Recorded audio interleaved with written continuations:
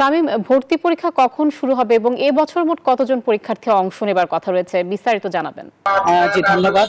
আপনি যেমনটা বলছেন, চট্টগ্রাম বিশ্ববিদ্যালয়ে কলা ও মানববিদ্যা অনুষদের ভর্তি পরীক্ষা আজ শুরু হয়েছে।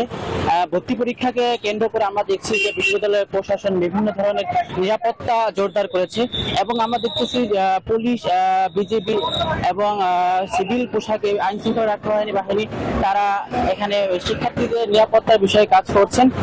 আজ বিউনিটে ভর্তি পরীক্ষায় ৭৩,১৭১ জন শিক্ষার্থী অংশগ্রহণ করবেন। এই পরীক্ষা ঢাকা এবং রাজশাহী বিশ্ববিদ্যালয় সহ 3টি কেন্দ্রে অনুষ্ঠিত হবে। আর ভর্তি পরীক্ষা শুরু হবে বেলা 12টা 15 থেকে 1টা 15 পর্যন্ত।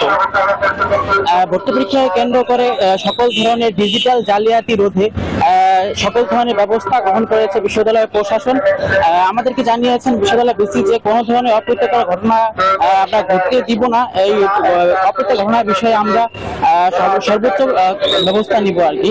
আর বিশ্ববিদ্যালয় প্রশাসন আমাদের জানিয়েছেন যে শিক্ষার্থীদের আশাকে কেন্দ্র করে বিশ্ববিদ্যালয় অতিরিক্ত বাস এবং বিশ্ববিদ্যালয়ের শাটল ট্রেনের শিডিউল অতিরিক্ত বৃদ্ধি করা হয়েছে।